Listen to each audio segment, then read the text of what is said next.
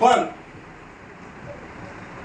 राजकीय पक्ष म्हणून शिवा संघटना बॅकबोन म्हणून या पक्षाच्या पाठीमागे राहील, पण राजकीय पक्ष म्हणून सेवा जनशक्ती पार्टी म्हणून आपण निवडणूक लोह्यातली लढवणार आहोत. मोठ्या पक्षासोबत जा, मागे ज्याला ज्याला तुम्ही निवडून दिले ते कोण्या पक्षातून आले जरा तपासून बघा.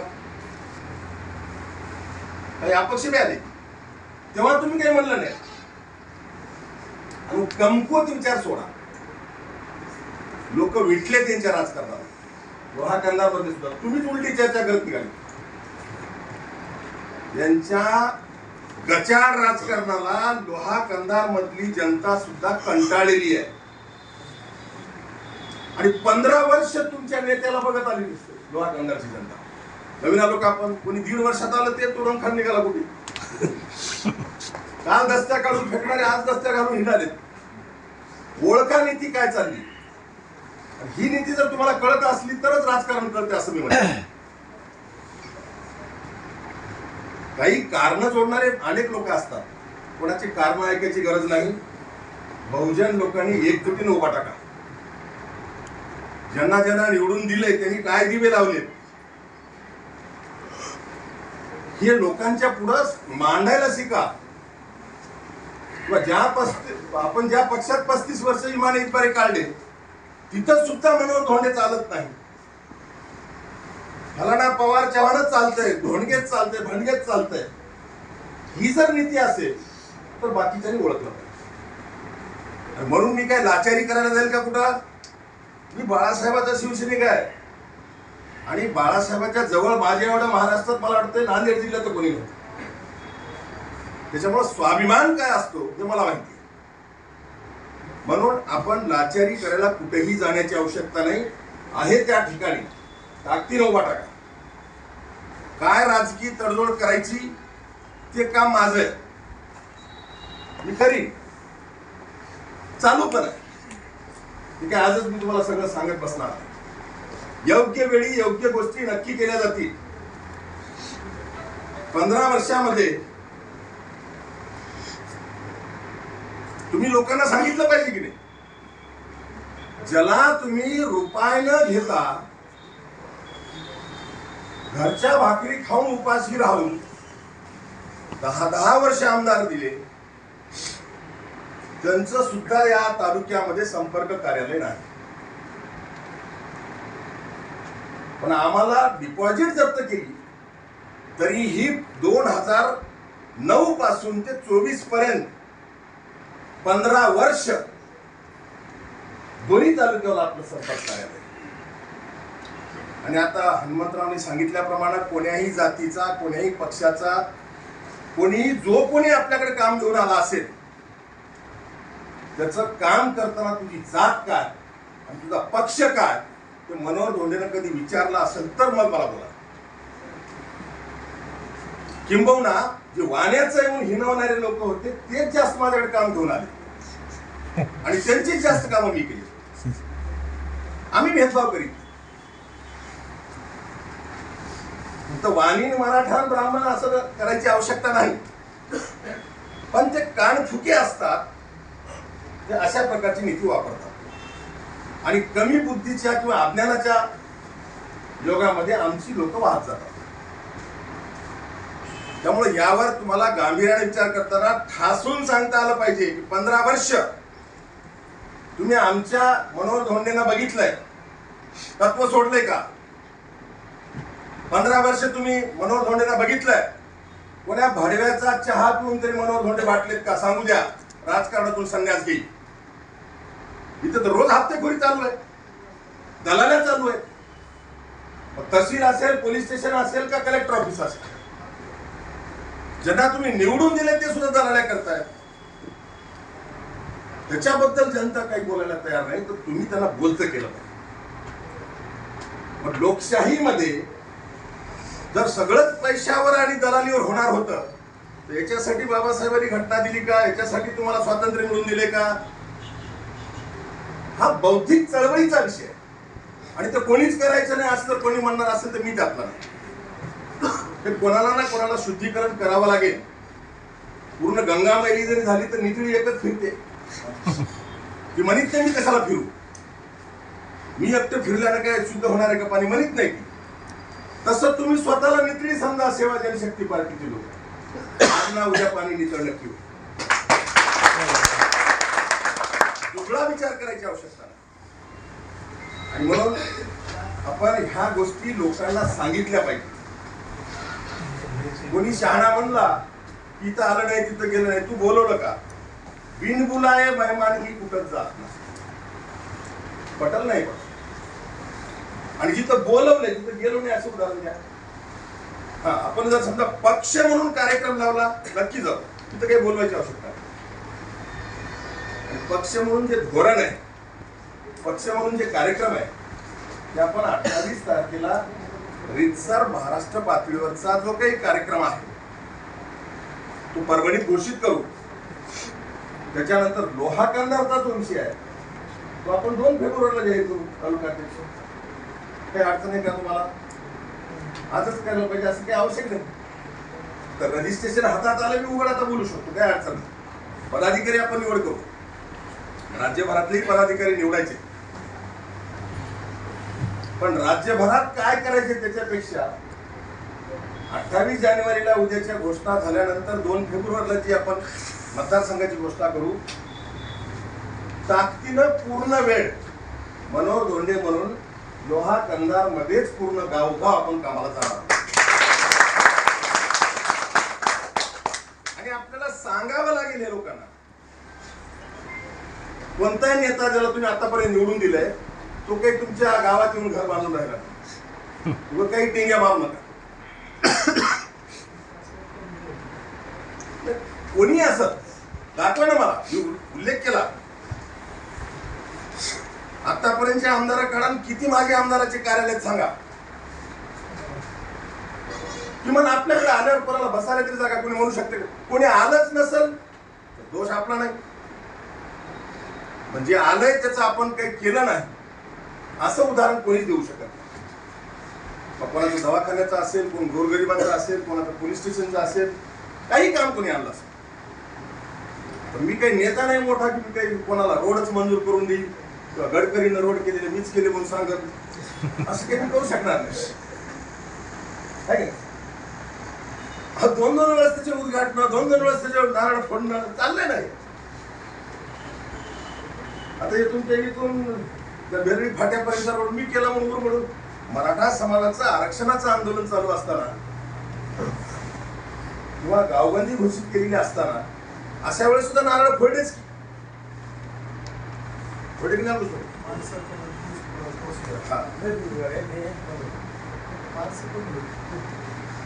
म्हणून आपण ही जी नीती आहे लोकांची ही गावोगावच्या सामान्य लोकांच्या लक्षात आणून दिली. आणखी येते तशी लक्षात आलेली आहे बऱ्यापैकी. खरं तर राष्ट्रीय महामार्गाच्या शेड्यूल मध्ये जिथं जिथं बायपास आहे तिथला त्याचा शहरातला इंटरनल रस्ता जो आहे तो त्या नॅशनल हायवे मध्येच असतो. नांदेडचा खासदार लोह्यामध्ये नारळ फोडून गेला तरी त्याला कोणी काही म्हणत नाही. छत्रपती शिवाजी महाराजांच्या जवळ मराठा आरक्षणासाठी बसलेले लोक होते आपले, त्यांची सुद्धा रात्रीतून तडजोड झाली. हो, माझं म्हणणं आहे तडजोड झाली. खाऊन घेतलं असतं का तुम्हाला त्या नांदेडच्या खासदारांनी? तुम्ही कोण गोरगरीब आहे किंवा धक्क्या आवाजात मरालाय किंवा भियालाय त्याला तुम्ही निवडून काढणार आणि तुमच्या विरोधामध्ये ते करतो म्हणून आलं की नागी टाकणार का? का नाही विरोध झाला तिथं? आणि सेटलमेंटचं राजकारण फार हा जे बडे झेंडे आहेत यांच्यावर विश्वास ठेवायची आपल्याला आवश्यकता नाही. आणि अशा प्रकारे दुसऱ्यानं केलेलं काम दुसऱ्याचं लेकरू बी माझंच आहे म्हणणार आपण तर नाहीच. हा रोड फक्त गडकरी साहेबांनी केलाय, तुमच्या शिव हॉटेल पासून बेरडी फाट्यापर्यंत. कारण बायपासला मधला मूळ जोडणारा जो रस्ता आहे तो त्यांच्या प्लॅन मध्येच आहे, वेगळी मंजुरी नाही त्याची.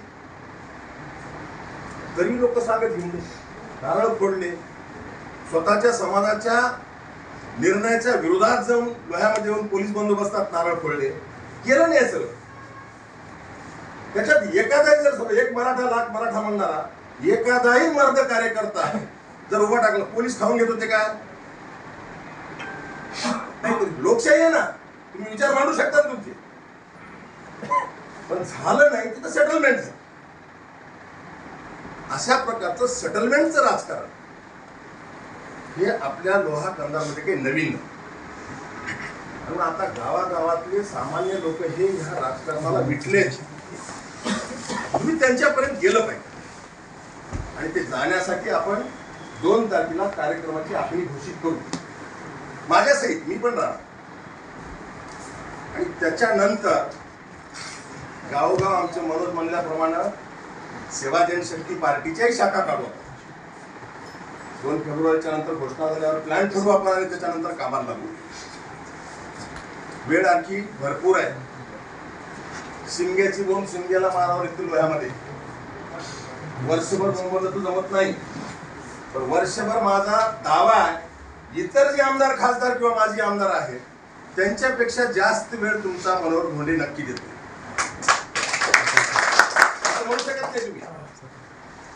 किंवा लोहा कंधार, मला दिवसभरात जर 50 फोन आले तर त्याच्यातले 10 फोन हे लोहा कंधार मधले असतात कामाने. आणि कोणाचंही काम मी टाळत. त्याच्यामुळे संपर्क नाही असं म्हणता येणार नाही, संपर्क तुमचा. तुम्ही ग्राउंडवरती जे करायला पाहिजे ते कमी पडाले ही वस्तुस्थिती सांगा, त्यालाही आपण गती देऊ, प्लॅन ठरवू, मास्टर प्लॅन बनवू. आणि त्या मास्टर प्लॅन प्रमाणे आपला आराखडा 2 फेब्रुवारीला घोषित केल्यानंतर लोहा कंधारमध्ये आपण नक्की कामाला लागू. मी उल्लेख केला, राजकीय पक्ष म्हणून आपला वर्धापन दिन होणार आहे, शिवा संघटनेचा वर्धापन दिन होणार आहे. पण राजकीय पक्ष म्हणून वर्धापन दिन करताना आता आपल्याला कृती कार्यक्रम राबवायचा आहे, कारण हातामध्ये पक्षाचं रजिस्ट्रेशनचं सर्टिफिकेट आलंय. त्यामुळे आता कृती करायला मागच्याच आठवड्यात आलं, त्याच्यामुळं 8 दिवसानं काय होलं म्हणून मी थांबलो. ऑनलाईन मीटिंग आपली महाराष्ट्राच्या पदाधिकाऱ्यांची झाली, 300 पदाधिकाऱ्यांची. त्या दिवशीच्या बैठकीत मी सांगितलं. आणि पूर्ण जिल्हाभर राज्यभर सेवा जनशक्ती पार्टीच्या माध्यमातून पदाधिकारी आपण देऊ. महाराष्ट्रभर इतर पदाधिकारी काम करतील. आताही आपल्याकडे तुम्हाला विश्वास वाटत नसेल, तुमचा पक्ष तुम्हाला छोटा नेता छोटा वाटत असला तरीही वेगवेगळ्या पक्षातले लोक सुद्धा आपल्याकडून उमेदवारी घ्यायला तयार आहेत. सरपंच स्वतःला कमी समजायची जी आपली प्रवृत्ती आहे ना ती सोडा. चांगल्या पद्धतीने आपण निवडणूक जर राज्य पातळीवर देश पातळीवर काम करणारे पक्ष आहेत त्यांच्यासोबत आपली राजकीय तडजोड पक्ष म्हणून झाली, युती किंवा आघाडी झाली तर त्याच्यामध्ये जो सन्मान्य तोडगा असेल, ज्या जागा सुटतील त्या जागा आपण लढू. मग भले 5 सुटतील, 2 सुटतील, 1 सुटेल, काय असेल त्या लढू. आणि जर समजा आपली युती किंवा आघाडी झालीच नाही तर तुम्हाला विश्वासाने सांगतो आपण 25 ते 30 ठिकाणी उमेदवार देणार आहोत. आणि असा एकही मतदारसंघ राहणार नाही जिथं आपण उमेदवार देऊ.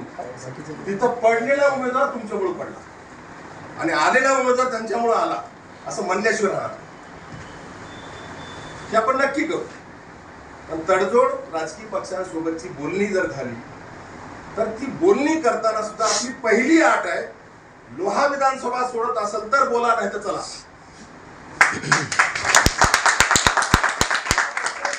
तडजोड चालू आहे.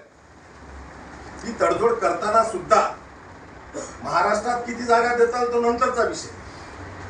पण लोहा कंधार विधानसभा जर आमच्या पक्षाला तुम्ही देणार असाल तरच पुढची बोलणी होईल, नाही तो होणार नाही. आता बऱ्यापैकी काही लोकांसोबत बोलणं झालेलं आहे. नक्की सगळ्या गोष्टी चांगल्या होतील. तुम्ही फक्त तुमच्या ठिकाणी ठाम राहा. खूपच कारण आपल्या घरात तुम्ही बोलत एकमेकाला काहीतरी निगेटिव्ह बोलणं सोडा. मी आयुष्यात कधीच निगेटिव्ह बोलत नाही. त्याचं कारण आहे, मला माहिती आहे की जो माणूस मनाने हारला तो आयुष्यात जिंकू शकत नाही. फक्त माझ्या एवढ्या पराभव तुम्ही बघितला का? तरी मी हारलो का मनाने? नाही ना. चळवळीत काम करायचं असेल तर तुम्हाला हरल्यानंतर सुद्धा कमकुवत विचार करता येत नाही. मी अनेक वेळेला जाहीर सभांमध्ये सुद्धा उदाहरण दिलंय.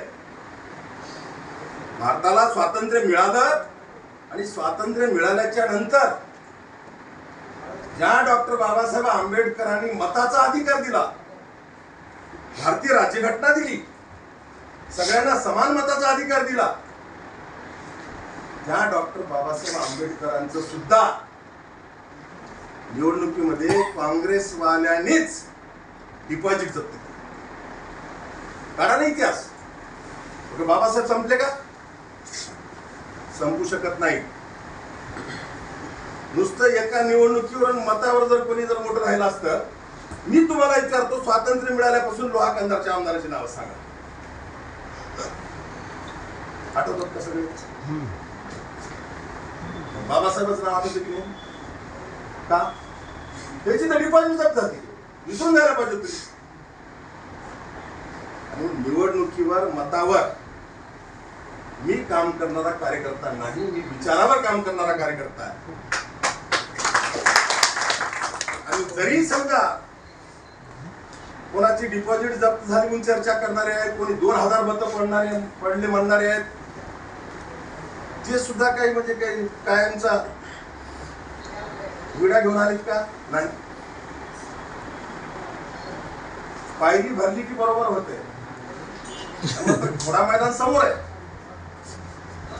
शिवा संघटनेने जर नांदेड लोकसभेला पाठिंबा दिला नसता किंवा महाराष्ट्रात शिवसेना भाजपला पाठिंबा दिला, त्याच्या अंतर्गत नांदेडला पाठिंबा दिला, म्हणून हा काळ तोंड्या खासदार झाला.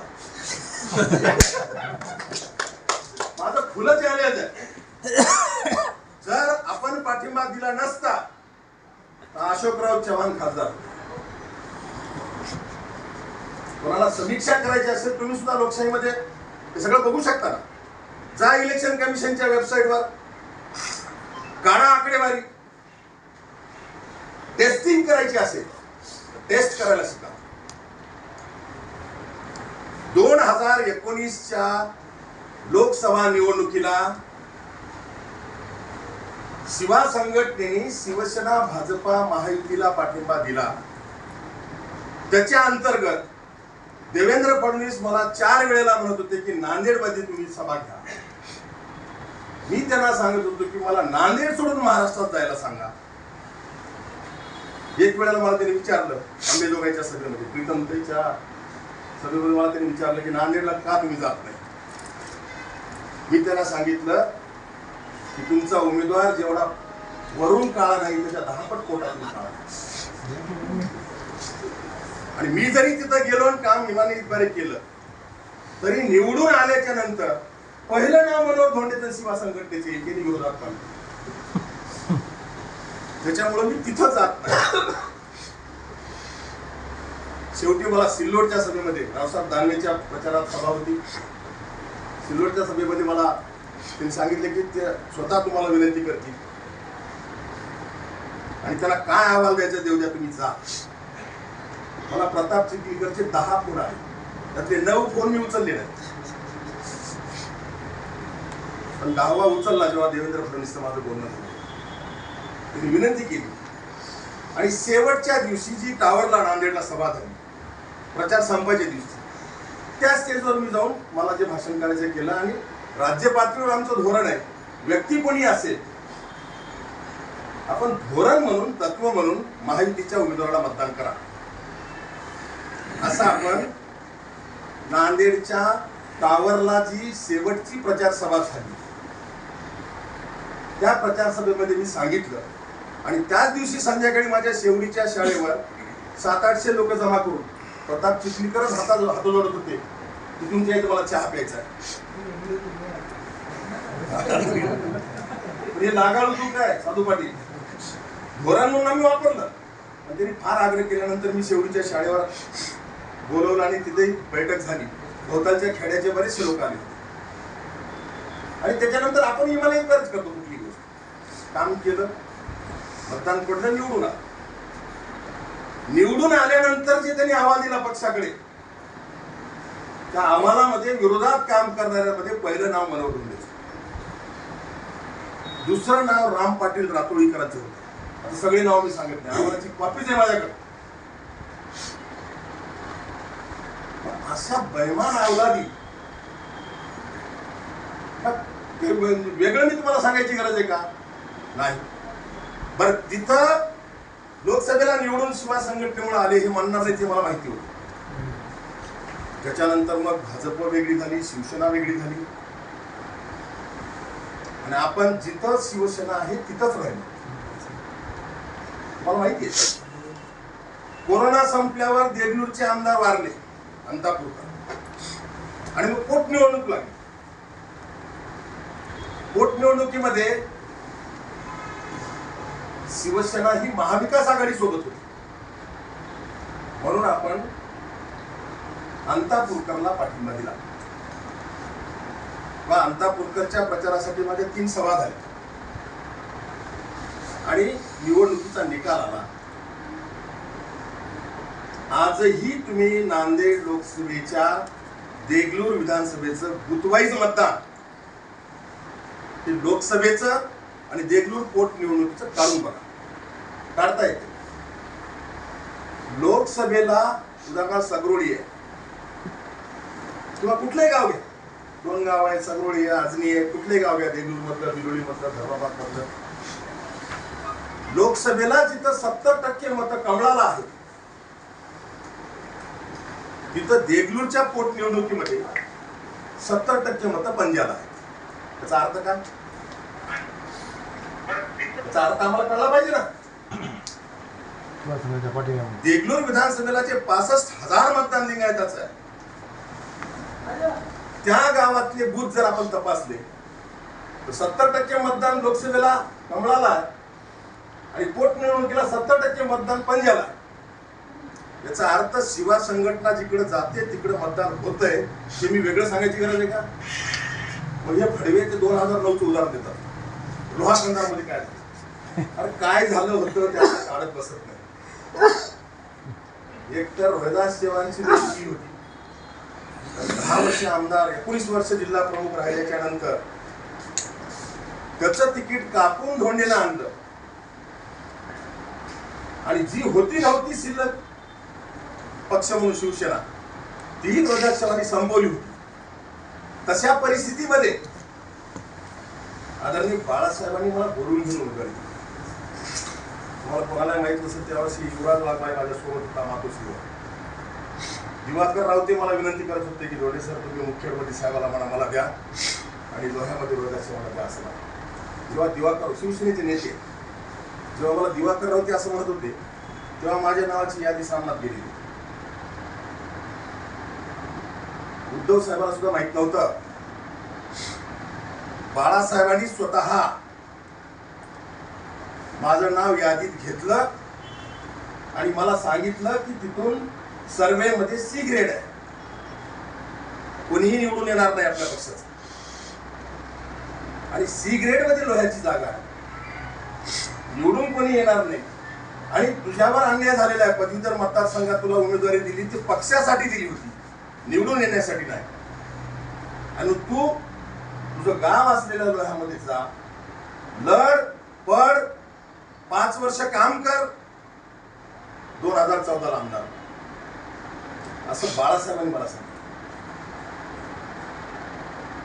आणि बाळासाहेबांनीच माझ्या नावाला टिक करून सामना, जी पहिली यादी होती महाराष्ट्रातल्या उमेदवारांची शिवसेनेची, जिथं स्टँडिंग आमदार आणि मंत्री होते, त्यांच्या यादीत आपलं नाव आलं पहिल्या यादीत. आणि उमेदवारी जाहीर झाली, बाळासाहेबांनी सांगितलं निवडून येणार नाहीस, लढ पड, 5 वर्ष काम कर, 14ला आमदार हो. ते बाळासाहेबांनी वाक्य मला वापरलं होतं. आणि म्हणून आपण आल्याच्या नंतर, लोह्यात आल्याच्या नंतर इथं काय घडलं माझ्यापेक्षा तुम्हाला जास्त माहिती आहे. आपल्याकडे एवढा मोठा मतदारसंघ आहे आणि दिवस मिळाले होते 14. रात्रीतून दस्त्या जाळलेल्या अवलादी होत्या की नाही इकडे, आणि आज ते टाईट रस्ता टाकून चौकात आहे. त्यांची नीती ओळखा. कोण आहे ते सगळे? अशा भामक्यावर फार अवलंबून राहायची गरज आहे का? माझा त्यांच्यावर कधीच विश्वास नाही. माझा तुमच्यासारख्या सामान्य कार्यकर्त्यांवर विश्वास आहे. जे गावागावातले सामान्य गोरगरीब बहुजन आहेत त्यांच्यावर माझा विश्वास आहे. आणि मग 2009 ला अशा प्रकारे झालं तेव्हा आपल्याला 8,000 मतं पडले. पण शिवाजी चौकात सांगताना 3,000 सांगते. ठीक आहे, काय सांगायचं सांगते. त्याच्यानंतरचे आपण बघितलं 2014 ला मोठं षडयंत्र केले ह्या लोकांनी. आणि षडयंत्र करण्यामध्ये जिल्ह्यातले सगळे प्रस्थापित नेते होते आणि आपल्या मतदारसंघातले सगळेच होते. आजी माझी सगळे एकत्र होते. सगळ्यांनी मिळून माझ्या संस्थेवर खोटा गुन्हा दाखल केला. पंकज देशमुख नावाचा प्रताप चिखलीकरचा नातेवाईक हा शिकाऊ एसपी म्हणून इकडे आला होता आणि त्याला हाताला धरून त्यांनी माझ्या शेवडीच्या शाळेवर गुन्हा दाखल केला. काय गुन्हा दाखल केला? 2,000 कोटी आपलं 2 कोटीचा भ्रष्टाचार. शेवडीच्या माझ्या शाळेला आजच्या तारखेत ग्रँट नाही, आजही नाही. 20% GR निघाले पण आणखी मिळालेले नाही. तुम्हाला कळते नॉन ग्रँट शाळेवर 2 कोटीचा भ्रष्टाचार केला असा खोटा गुन्हा दाखल. आणि स्वतः IPS अधिकारी याच्या पडद्यावर सगळे होते. मी नाव आता सगळ्याचे घेत बसत नाही. लोह्यातले सगळे माझे आमदार, खास करून मराठा समाजाचे, प्रताप चिखलीकरच्या सोबत. त्यांची मीटिंग कुठे झाली इथपासून मला माहिती आहे. खोटा गुन्हा दाखल केला आणि माझी जामीन होऊ नये यासाठी पूर्ण ताकद पंकज देशमुखनी लावली. जामीन झाली नाही. त्या दरम्यान लोकसभेच्या निवडणुका होऊन गेल्या आणि त्याच्यानंतर मला सगळ्यांना माहिती आहे किती भावना असता प्रताप चिखलीकर. आणि जर आदरणीय बाळासाहेब जिवंत असते, तिकीट फरार असताना मला धोंडी घ्यायला असते. पण दुर्दैवाने बाळासाहेब गेले आणि त्यांच्याच बरोबरीनं पुन्हा जो आपला दुसरा हात म्हणून होता किंवा ज्यांचा आपल्याला आशीर्वाद होता ते आदरणीय गोपीनाथराव मुंडेही गेले. ते दोघेही गेले. आणि 1 महिना अगोदर बैल बाजारामध्ये कोणाचा प्रवेश झाला, काय सेटिंग झाली, सेटिंग करणारा आजचा आमदार. आपल्याकडे विजय नाहटा नावाचा कलेक्टर होता, जो नवी मुंबईला आता शिवसेनेचा उपनेता, आता एकनाथ शिंदे सोबत. तो रोज दल बदलतात. सगळे एकमेकाचे साठे लोटे. यांनी किती पैसे कोणाला दिले तिकीट आणण्यासाठी ते आज पोपटासारखे माझ्याकडे अनेक वेळेला बोलले. खोटा गुन्हा दाखल करून मला अडकवून ठेवलं. बाळासाहेब गेलेले होते, गोपीनाथराव मुंडे गेलेले होते. अशा ह्याच्यामध्ये दलालीच्या बळावर तिकीट आणलं. आणि तुम्ही बघितलं 2009 ते 2014 पर्यंत लोहा कंधार मधल्या 140 गावांमध्ये शिवसेनेच्या शाखा आपण ओपन केल्या होत्या. गावोगावचे बोर्ड आहेत, बोर्ड सुद्धा आपलेच आता बी आहेत की नाही? आहेत ना? काही शिल्लक असतील, काही नसतील. पण 140 गावामध्ये आपण 2009 ते 2014 शिवसेनेच्या शाखा ओपन केल्या होत्या. बाळासाहेबांनी गोपीनाथराव गेल्याच्या नंतर खोटा गुन्हा दाखल करून मला बंदिस्त करण्याचा प्रयत्न केला. सगळ्या सत्तेचा पैशाचा वापर केला आणि उमेदवारी आणली. आपल्या मेहनतीवर तो आमदार. ही वस्तुस्थिती आहे. म्हणून का मी खचलो का? माझं नाव धोंड आहे. इथं नाही, काही ठिकाणी मला शनी महाराजांचं नाव. कोणाच्या उरावर बसलो उठत नाही, काही काळजी करू नका. मी माझ्या ठिकाणी समर्थ आहे. आणि तुमच्यासाठी म्हणाल एक भाकर उठा. ज्याला धोंडे सरचा कार्यकर्ता म्हणून लेबल आहे त्याच्याकडे वाकड्या नजरेनं बघायची कोणा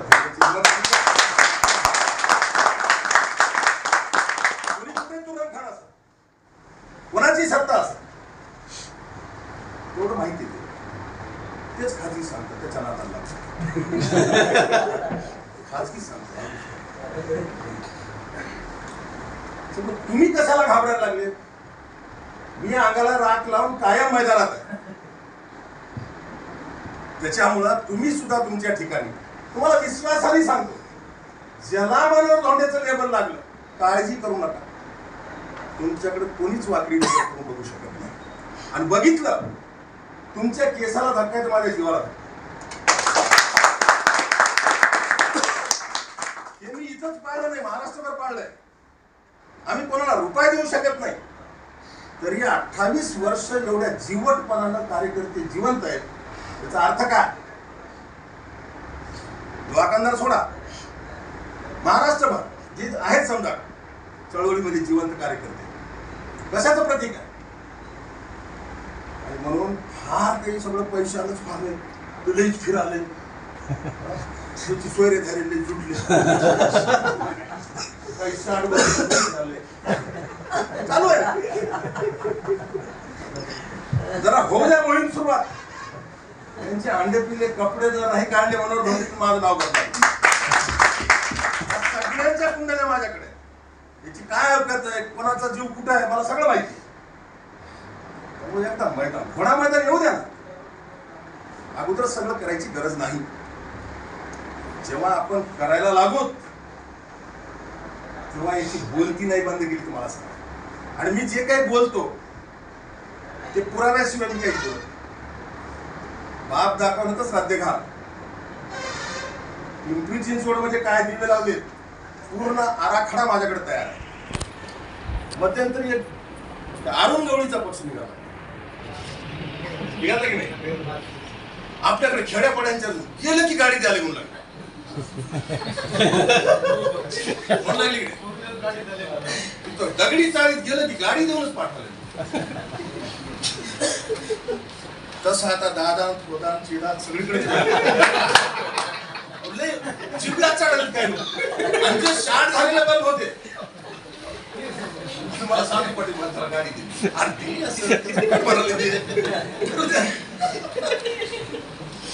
नको त्याच्या चर्चा करू नका. यांची अवकात मला माहिती आहे. हे जर निवडणुकीच्या फडापर्यंत दिसले तर मला सांगा. आमचं काहीच नाही, तरी आम्ही जर बोललो कटून जाऊ पण हटत नाही. मागे बघितले, निवडून येणारे आले असतील पण प्रचार यंत्रणेमध्ये तुम्ही सगळ्यात पुढे होते. तालुका अध्यक्ष होते की नाही? उद्या येऊ द्या. 2024 ला सामान्य जनता वाट बघून येतात. आणि तुम्ही फक्त निगेटिव्ह बोलणं बंद करा. तुम्ही फक्त तुमचं पॉझिटिव्ह बोला. मी जेव्हा मैदानात येईल, गावोगाव आपण फिरायला निघू, तेव्हा नक्की सामान्य जनता विश्वासानं आपल्याकडे बघते आहे. तरी सगळ्यांचा अनुभव घेतलाय. आता सगळ्यांना बघितलंय, एकदा धोंडे सरला बघावं लागतंय की धक्क्या आवाजात सगळीकडे म्हणाले, सगळीकडे म्हणाले. आणि त्याला माहिती आहे इथं जे होतंय तेच बोलते आणि बोलते ते करते. आपण जो उपेक्षित आहे, बड्या नेत्याकडे तुमच्याकडे ही चमचगिरी करणारे जे आहेत, त्यांची हालत तुम्हाला माहित नसेल काय आहे. इथं तर सामान्यातला सामान्य कार्यकर्ता आला तर मी त्याला प्रत्येक गोष्ट जवळ घेऊन विचारतो, त्याला भेटायला 2 तास लागतात. आपण त्यांच्यातल्या आणि आपल्यातल्या तुलनेत जाऊ नका. गद्याची आणि घोड्याची बरोबरी होऊ शकत नाही. आपलं क्षेत्र वेगळं आहे, आपलं वागणं वेगळं आहे, आपलं काम वेगळं आहे, त्यांचं वेगळं आहे. मग आता याच्यातही आपल्याला मैदानात उतरायचंय. उतरताना केवढं नक्की 2024च्या निवडणुकीला 7 दंड भेद सगळी नीती वापरून आपण नक्की उतरणार. आम्ही नाही तो कमी नाही. गणेशराव, व्यूहरचना नक्की करू आपण, काळजी करू नका. तुम्ही तुमच्या ठिकाणी ठाम राहा. सेवा जनशक्ती पार्टी म्हणून स्वाभिमानानं कॉलर टाईप करून नये. कोणताही पक्ष शुद्ध राहिला नाही, कुठलाही घ्या. मी ज्या पक्षात 35 वर्ष काढले त्याच्या सहित घ्या. आणि आता इकडे आल्याच्या नंतर मी मराठा आरक्षणासाठी भाजप सोडली. अरे काय बोलतील याचा भरोसा नाही. यांच्या बोलण्यावर जाऊ नका. इकडं डाळ शिजणं झाली म्हणून तिकडे गेलो सांगायला कोण नाही. इकडून तिकडं भाजपमधून शिवसेनेत येताना सुद्धा देवेंद्र फडणवीसला खासगीत सांगितलंय, साहेब ठीक आहे मला देणार मग त्याला देणार असं तुम्ही शिवसेनेत जातो. शिवसेनेतून मी निवडून आलो तर मी तुमचाच आहे, आणि भाजपवाला आला तरी तुमचाच आहे. आपली आपली नीती, भाजपची कावाबाज नीती आहे, ते सांगून आले. त्याच्यामुळं त्याचे जे काही अंडपिल्ले आहेत ना ते मी सगळे काढले. त्याच्या चिल्लर लोकांना फार वेळ लागणार नाही. आपलं टार्गेट काळा दाजी भाऊजी जे चालतंय यांचे सगळे आपण काय आहेत ते माझ्याकडे सगळा डाटा असते. डाटा जमा करायचं काम मी करतो, मी तुम्हाला बोलत नाही. जेव्हा प्रचाराच्या यंत्रणेत आपण उतरू तेव्हा आपण बोलू, आणि तेव्हा हे तुम्ही आहात आणि हे ते आहेत हे सांगितल्याच्या नंतर सामान्य जनता नक्की सत्याच्या, नीतिमत्तेच्या, निष्ठेच्या बाजूनं या वेळेला उभा टाकल्याशिवाय राहणार नाही, एवढा विश्वास तुम्हाला देतो. आणि भक्कमपणे विचाराने उभा टाका. सेवा जनशक्ती पार्टी म्हणून लोहा कंधारमध्ये काम सुरू करा, आणि सेवा जनशक्ती पार्टीचा पहिला वाढदिवस करण्यासाठी मोठ्या संख्येने 70 किलोमीटरचा प्रवास करा, एवढीच विनंती करून थांबतो.